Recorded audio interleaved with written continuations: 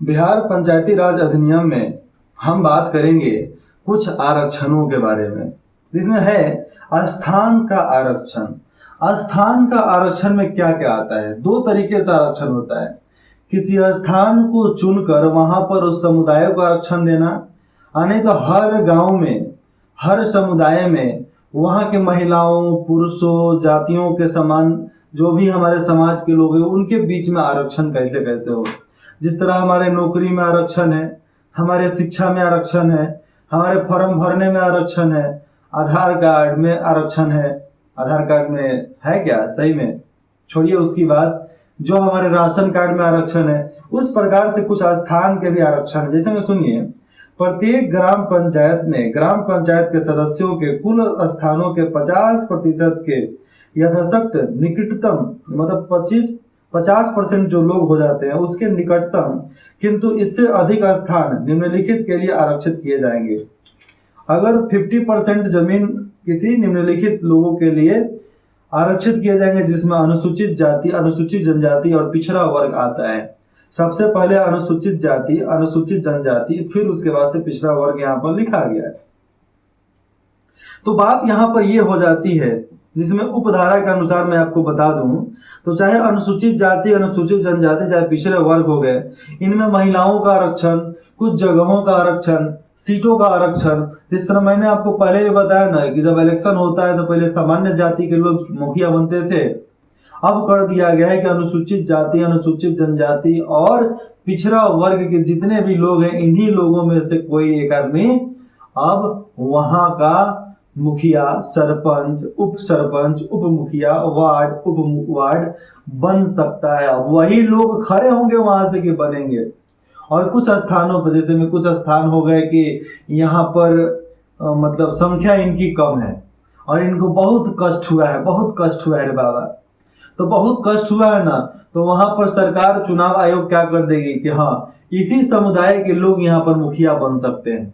अपने लिए भी काम करेंगे, आपके लिए भी काम करेंगे। लेकिन जो बड़े समुदाय के लोग होते हैं ना, उन लोगों को बड़ा कष्ट होता है, हम छोट जात सन के साथ रह, तो इस तरीके से बात होता है, हम छोट जात।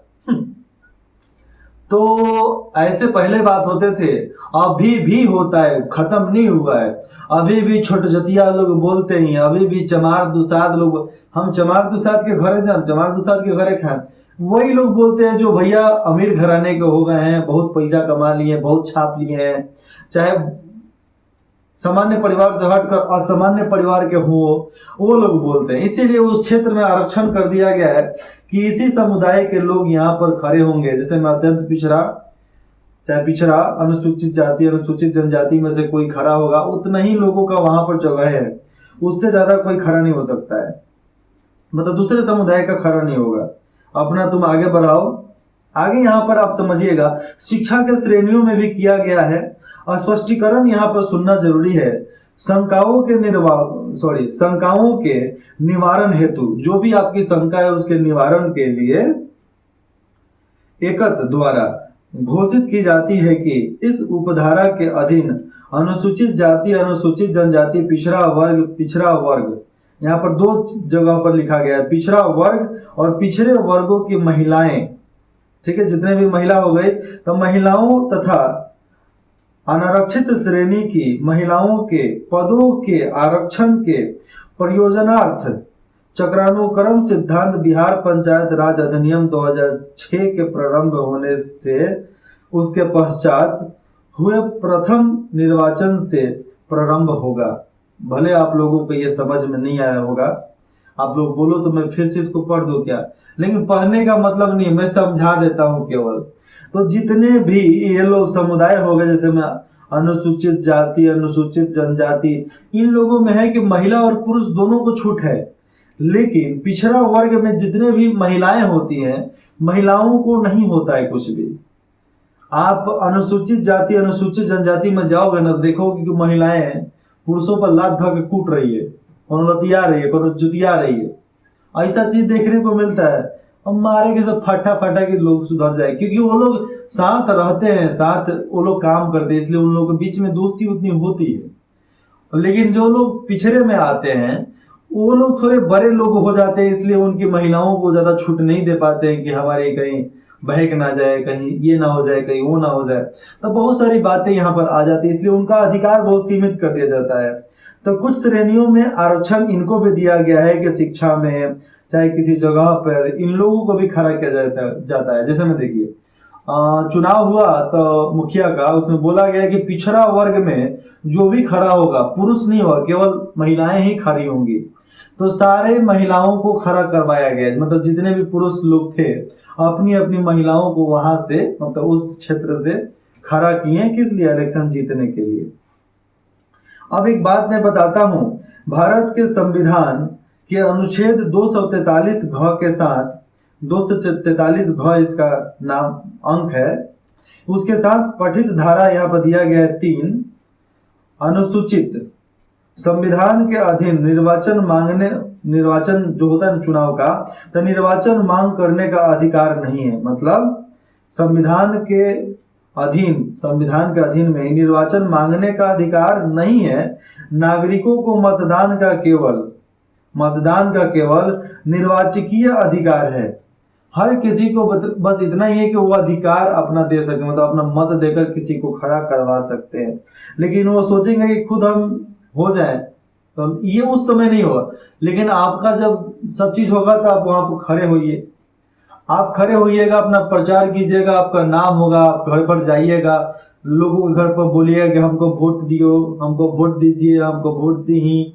तो इस तरीके से लोग वोट मांगते हैं, तो उन लोग जीतते हैं। और आप काम अच्छा करते हो तो अगले साल भी आप जीतोगे। इसके बाद आता है ग्राम पंचायत की अवधि। तो मैं इसको पढ़ कर बताऊंगा तो थोड़ा समय लगेगा, मैं अभी पढ़ लिया हूं, इसके बारे में बताता हूं। ग्राम पंचायत का अवधि कितना होता है? तो जितने भी हमारे मुखिया हो गए, सरपंच हो गए, उप सरपंच हो गए, चाहे उप मुखिया हो गए, चाहे हमारे वार्ड हो गए, चाहे उप वार्ड हो गए, इन लोगों का 5 साल तक होता है। जिस तरह हमारा 5 साल सांसद होता है, विधायक होता है, मंत्री, प्रधानमंत्री, मुख्यमंत्री, उसी तरीके से 5 साल के लिए सब होते हैं। अगर उसके बीच में वो लोग मर गए तो कोई लेना देना नहीं है, उसका कुछ और बना दिया जाएगा। जिसमें सचिव मर गया तो सचिव किसी और को वहां पर बना लिया जाएगा मुखिया के द्वारा।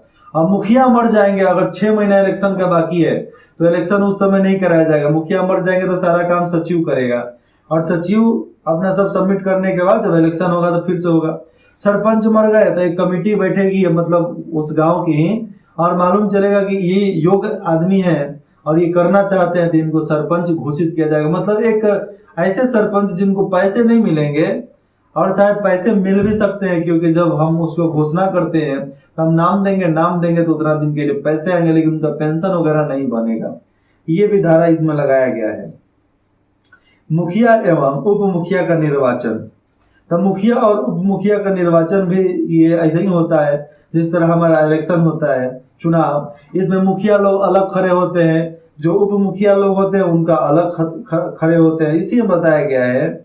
अब देखिए, जैसे मैंने बताया कि अगर कोई मर गया, चाहे त्याग पत्र दे दिया, चाहे वो अयोग्य ना हो, मतलब लायक ना हो, तो उसके जगह पर क्या होगा? अगर कम समय बचा न चुनाव का तो चुनाव नहीं होगा। अगर समय ज्यादा है तो उस समय चुनाव भी हो सकते हैं, चाहे किसी व्यवस्था करके वहां पर किसी को मुखिया बनाया जा सकता है। परंतु यदि मुखिया का पद 6 महीने से अधिक, मतलब 6 महीने से कम हो अवधि के लिए रिक्त हो जाता है, मतलब चुनाव से 6 महीना पहले, तो उसका इलेक्शन नहीं होने वाला है। यहाँ पर भी लिखा गया, मतलब मैं ऊपर ऊपर बता देता हूँ आपको। उसके बाद से आता है आस्थान का आरक्षण। पहले भी आस्थान का आरक्षण हुआ था, अब आस्थान का आरक्षण दूसरा है, जिसमें बताया जाता है कि चुनाव में इस जगह पर से इतने लोग खड़े होंगे, इतने समुदाय के इतने लोग खड़े होंगे। मतलब अनुसूचित जाति का ही आपकी खड़ा होगा चुनाव में, अनुसूचित जनजाति का ही खड़ा होगा, चाहे पिछड़ा वर्ग की महिलाएं खड़ा होंगी, चाहे पुरुष खड़ा होंगे।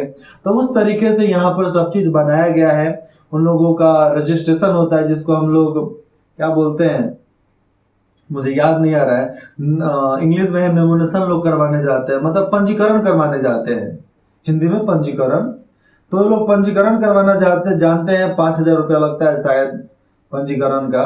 तो उसके बाद से इन लोगों को मुहर मिलता है, उन लोगों का छाप मिलता है कि कौन छाप, कोई खटिया छाप, पंखा छाप, बेलना छाप, कुर्सी छाप, ईंटा छाप, किताब छाप, पुस्तक छाप, तो अलग अलग कैंची छाप, कंघी छाप, अलग अलग प्रकार के ये लोग अपना छाप देते हैं, जिसका अनुसार इन लोगों का अलग अलग सब श्रेणियां बनकर बढ़ जाता है। और जिस तरह चुनाव होते हैं उस तरह उनके पूरे बैलेट पेपर में एक स्थान आता है कि हाँ इतना लोग यहाँ पर हैं, अब इतना में आपको जहां वोट देना है देते रहिए।